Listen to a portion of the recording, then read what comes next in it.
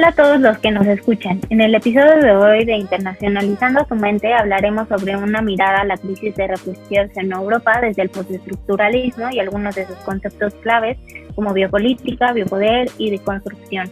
Se encuentra con nosotros las internacionalistas Karen Mallorca, Jessica Díaz, Fernanda Kini y su servidora Lucía Rey. Empezaré por explicar un poco sobre el postestructuralismo. Primero que nada hay que decir que el postestructuralismo es una teoría de las relaciones internacionales, la cual no tiene como base el estructuralismo, sino que es su contraposición, y por lo tanto pretende que no todo se reduzca a una estructura. Lo que en realidad le interesa al postestructuralismo es comprender las transformaciones tanto internas y pues también sociales de los sujetos políticos y a la política internacional. No busca lo que es verdadero o falso, sino cómo se llegó a construir un concepto o un discurso. Para el postestructuralismo es importante que el poder se construye y tiene distintas formas. Otra de sus características son que estudia las estructuras que contienen significados dentro de una cultura y plantea al hombre como un ser potencial y un objeto de conocimiento capaz de modificar las estructuras. Además, que busca comprender cambios internos y sociales de los sujetos políticos y de la política internacional. Bueno, con esto, ¿a alguna le gustaría darnos un poco sobre el contexto de la crisis? Hola, mucho gusto. A mí me gustaría añadir que en el año 2015 comienza la crisis debido a la llegada de más de 1 millón de refugiados que fueron forzados a huir de la guerra o de la persecución. En este año, la crisis de refugiados se convierte en un gran desafío para la comunidad de la Unión Europea en términos de seguridad.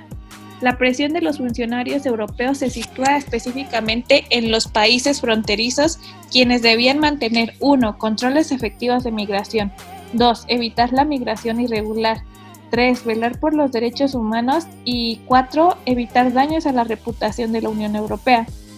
La crisis tuvo un impacto muy grave hacia la aceptación de los inmigrantes, el nacionalismo y el racismo. Fue cuestión de tiempo para que la extrema derecha aprovechara la opinión pública y se fortaleciera en Europa.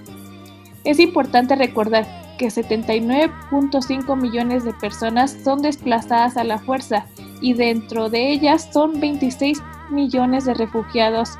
Un gran porcentaje de ellos se desplaza a la Unión Europea. Como consecuencias, se puede mencionar el Brexit.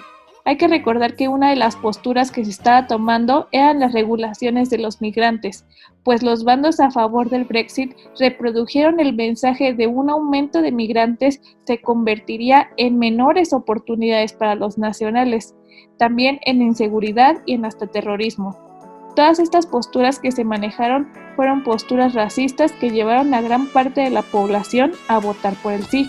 Fíjense que es muy interesante cómo la Unión Europea, que se dice tan liberal, tan pro derechos y progresista, que siempre ha sido un ejemplo en todo esto para todos, termine por promover una cultura de rechazo a los refugiados mediante el uso del discurso, que finalmente es un recurso de la biopolítica y que desde este aspecto podemos empezar ya a abordar el tema desde la perspectiva del biopoder y la biopolítica que se desprende de esto. Y respecto a eso, quisiera que tomáramos como referencia la biopolítica de Foucault.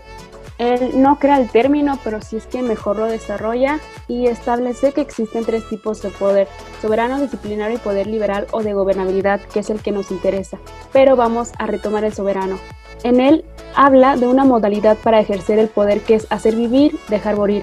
Aquí, el derecho a vivir o morir pasa de ser un privilegio individual a estar condicionado por un soberano, que decidía quién vivía o quién moría. Con el tiempo, esto cambia y se llega a una situación en la que el soberano va a requerir legitimación para decidir sobre el derecho de la vida o más bien de la muerte, porque al final, el derecho a la vida no es más que el derecho de hacer morir o dejar morir a alguien o a un grupo. ¿Y cómo legitima esto?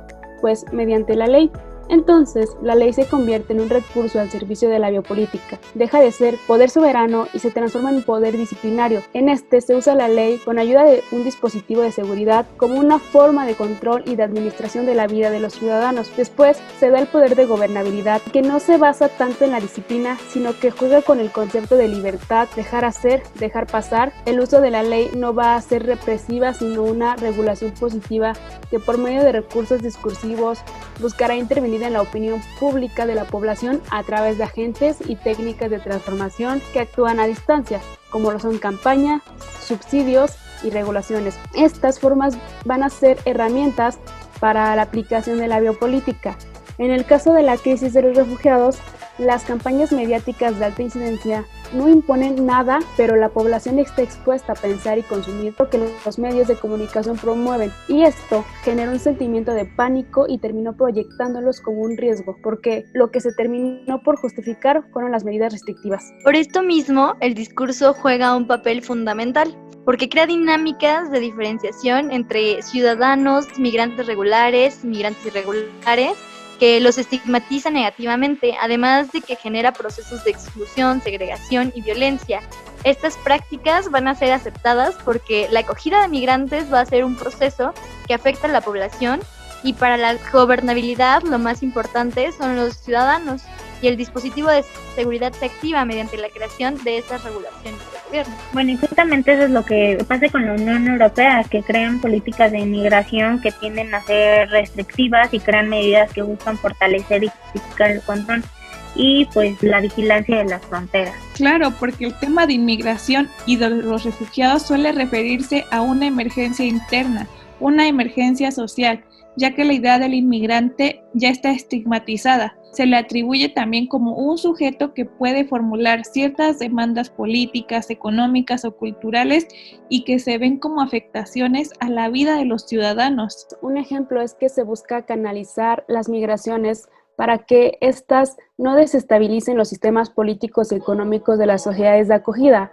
Y justamente Foucault menciona que la economía es un dispositivo de seguridad que pone en práctica el gobierno, porque al final se toman las decisiones políticas con criterios economicistas. Esta propuesta de política que muestra exclusión, segregación y violencia decía que los inmigrantes no debían disponer de documentos de identidad, pero que sí se les tomarían datos biométricos. También entre los residentes ilegales, para que aquellos que han sido aprehendidos puedan ser buscados y expulsados. Estas son formas sutiles de regulación, pero pues que son realmente perversas. Y no solo fueron las regulaciones, sino que a lo largo del conflicto se dieron cambios radicales de posturas en los discursos de los líderes de la Unión Europea. Y el lenguaje es un punto que considero muy relevante porque pasa de ser un lenguaje cálido y empático a hacerlos ver como un riesgo a la seguridad nacional. Y el postestructuralismo nos dice que el discurso no solo es un reflejo de la realidad, sino que la construye. Por ejemplo, Viktor Orbán, primer ministro de Hungría, pronuncia un discurso en 2017 en el que menciona que el caballo de Troya del terrorismo es la migración. Y esto obviamente mueve los intereses de la población y dan permiso al gobierno de establecer normas que puedan perjudicar a los refugiados. Luego tenemos un mensaje contrario de Merkel, que implementa políticas de acoger a más refugiados de los que se tenía acordado y a la vez hace el ejercicio de la diplomacia para que otros estados se hagan responsables y se reformen las reglas europeas. Deja atrás toda la solidaridad voluntaria y busca un sistema de cuotas obligatorias. Entonces hace uso de la biopolítica sobre el conjunto social de la Unión Europea y además hacia adentro, Alemania hace reformas que permiten que los refugiados se integren a la sociedad. Vemos a una Alemania que hace uso del biopoder para que se acepte dentro de la sociedad a los refugiados. Pero este definitivamente es un tema que da más para hablar y analizar. Desafortunadamente no lo tenemos, pero quisiera mencionar que podemos encontrar una solución en la deconstrucción. Para empezar, debemos descomponer el término de refugiado.